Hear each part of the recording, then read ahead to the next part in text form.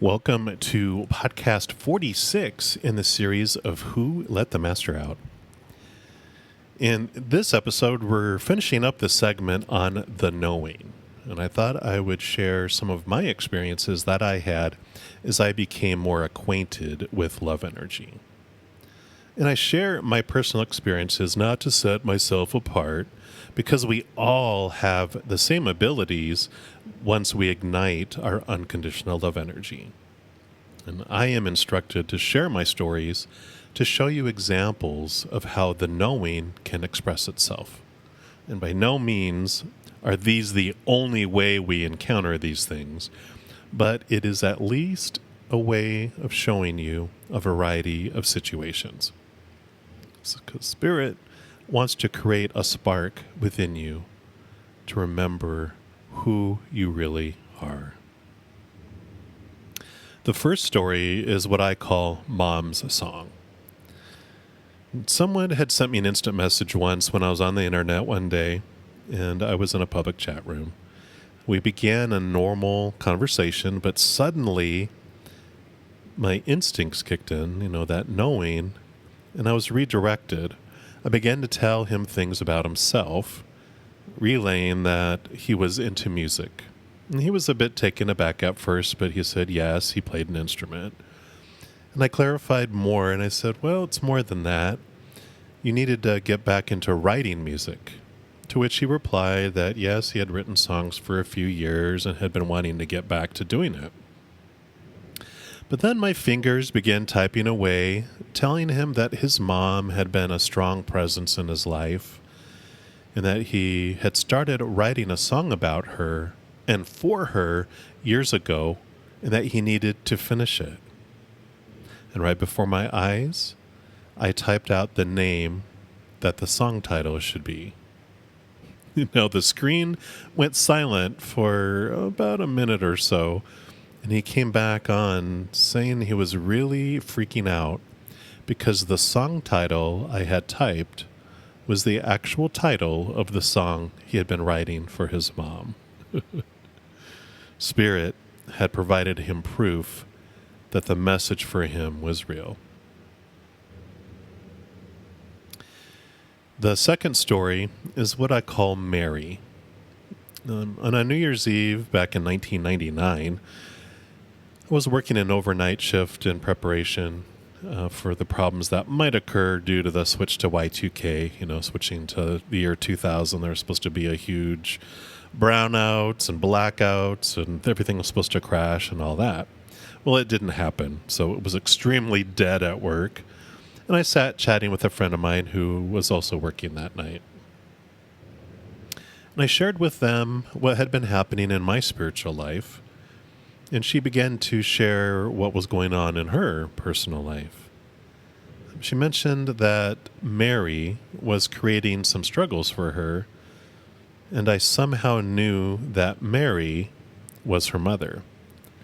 She was taken aback because she knew at least 5 people with the name Mary, and she asked me how I knew which Mary she was talking about. And my answer was simple. Because I was tapping into her, and since she knew which Mary she was talking about, then I knew which Mary she was talking about. And of course, if Spirit is giving me information, Spirit always knows everything anyway. In many situations like this have happened in many, many times where someone would mention a name to me, or even a person without a name, like, my ex-boyfriend, and then I knew about them. Or someone would show me a picture, and then information about that person would start pouring in. I knew everything about them, just by looking at a picture.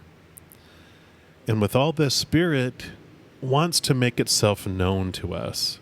And it's going to show us all these signs and wonders so that we can prove to our fear ego mind that there is more than this. There is always more. The last example I'll share in this episode is what I call the rest stop surprise. Once I was on a road trip with my dad. We were driving from California to Arizona, and he mentioned we needed to find a restroom soon, or we're going to need to pull over into the desert. And out of nowhere, I suddenly knew that there was going to be a rest stop just over the next rise. Now, my dad had traveled this route many times before and actually had very recently driven on that highway. He assured me that there wasn't a rest stop there, but I still felt confident that one was there, and I told him I really thought there was going to be one over the next hill. Well, lo and behold, we went over the rise, and there she was. There was a rest stop there. There was no advanced notification signs up yet because it was brand new. Construction vehicles were still parked nearby. That's how new it was. So it was just kind of freaky. And for more than one reason, my dad almost peed his pants. Because our journey of returning back to unconditional love is about our worth, as we develop more confidence in who we really are, we begin to listen and trust those voices of unconditional love inside us. When we don't think we are worthy to receive the information from the knowing, we don't hear it because the noise of fear and our low self-worth drown out the other messages we are receiving. To grow and strengthen this ability to know things, to hear from the other side, keep questioning your fears. Reevaluate your self-worth.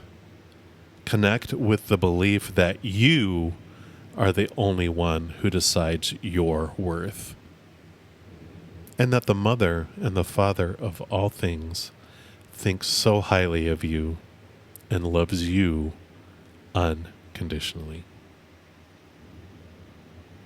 In the next episode, we're going to focus on the knowledge we receive about others, specifically when we see it in our heads. I'm talking about seeing visions, folks. Wow. So until then, you masters, find your freedom. Strut your bigness, because we are giants in a world of giants who've been taught that we're weak and small. And it's time to rise. It's time to be that master who lives inside you.